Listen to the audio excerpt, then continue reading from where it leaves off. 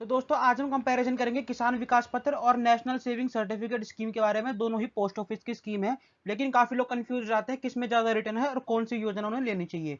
तो सबसे पहले हम देख लेते हैं टर्म की, यानी कि किसान विकास पत्र जो है 9 साल और 7 महीने की स्कीम है और इसमें 9 साल और 7 महीने में पैसा डबल हो जाता है। जबकि नेशनल सेविंग सर्टिफिकेट 5 साल की स्कीम है।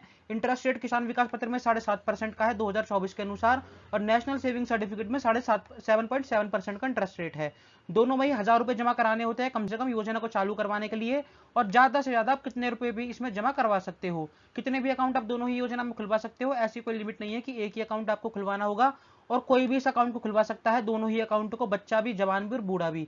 और दोनों ही योजना में आप ज्वाइंट अकाउंट भी खुलवा सकते हो, यानी कि आप नॉमिनी को भी ऐड करवा सकते हो और ज्वाइंट अकाउंट भी खुलवा सकते हो। टैक्स की बात करें तो किसान विकास पत्र में टैक्स की कोई इन्फॉर्मेशन नहीं दी गई, लेकिन जो नेशनल सेविंग सर्टिफिकेट है इसमें आप सेक्शन 80C के अंतर्गत 1.5 लाख रुपए तक की छूट ले सकते हो।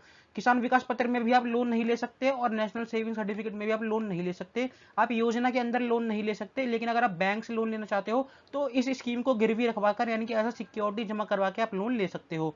अगर आप बीच में पैसा निकलवाना चाहते हो तो आप बीच में पैसा बिल्कुल भी नहीं निकलवा सकते दोनों ही योजना के अंदर। और इसमें कोई प्रकार का बीच में बेनिफिट नहीं मिलने वाला, जैसा कि मैं आपको बता चुका हूं कि आपको सीधा मेच्योरिटी पे पैसा मिलता है, बीच में किसी प्रकार का कोई इंटरेस्ट या बेनिफिट नहीं मिलता। दोनों ही योजना को आप पोस्ट ऑफिस में जाके खुलवा सकते हो, और दोनों ही योजना में आपको सिंगल टाइम डिपॉजिट करना होता है, यानी कि हर महीने जमा करने वाला या हर साल जमा करने वाला कोई सिस्टम नहीं है, एक बार में आपको पैसा जमा करना है। दोनों ही योजना को आप किसी और के नाम पे ट्रांसफर करवा सकते हो, लेकिन वो तब होगा जब यानी कि जिसने अकाउंट लिया है उसकी डेथ हो जाएगी। ट्रांसफर किस किस को हो सकता है, या तो नॉमिनी को हो सकता है, या जॉइंट अकाउंट होल्डर को हो सकता है, या फिर लीगल हेयर यानी कि कानूनी वारिस को हो सकता है। ये दोनों ही योजना में है। ट्रांसफर एक केस में हो सकता है अगर कोर्ट ऑर्डर दे दे तो किसी न किसी वजह से।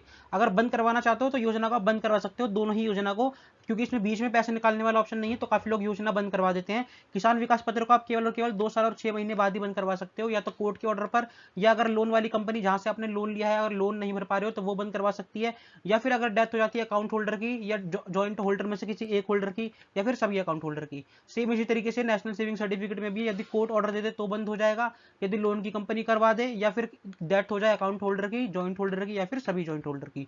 तो दोस्तों यहाँ पे हमने कैलकुलेटर भी ले लिया है, यहाँ पे हमने 10,000 रुपए से लेके 50 लाख रुपए तक का अमाउंट लिया है, दोनों ही योजना में भी, किसान विकास पत्र में और फिर नेशनल सेविंग सर्टिफिकेट में। किसान विकास पत्र में आप सभी को पता है अमाउंट सीधे सीधे डबल हो जाता है 9 साल और 7 महीने में, तो यहाँ पे कैलकुलेटर की जरूरत ही नहीं है। सीधा 10,000 वाला अमाउंट 20,000 का हो जाएगा, 80,000 वाला 1,60,000 का हो जाएगा, 5 लाख के 10 लाख हो जाएंगे, 50 लाख के 1 करोड़ हो जाएंगे। लेकिन अगर बात करें नेशनल सेविंग सर्टिफिकेट की, तो यहाँ पर आप देख सकते हैं 5 साल बाद 10,000 लगाएंगे तो फिर यहाँ पे 14,490 हो जाएंगे, 1 लाख लगाएंगे तो 1,44,000 हो जाएंगे, 5 लाख लगाएंगे तो 7,24,000 हो जाएंगे, और अगर 50 लाख लगाएंगे तो 72,45,000 रुपए हो जाएंगे। तो दोस्तों उम्मीद आपको सारी चीजें क्लियर हो गई होगी। फिर भी अगर आपका कोई डाउट है आप कमेंट सेक्शन में पूछ सकते हैं। अब आपने देख ही लिया है कि किस योजना में ज्यादा रिटर्न है और किस योजना में आपको पैसे लगाने चाहिए, किस योजना में कितना इंटरेस्ट रेट मिलता है। तो मिलेंगे अगली वीडियो में, तब तक के लिए गुड बाय।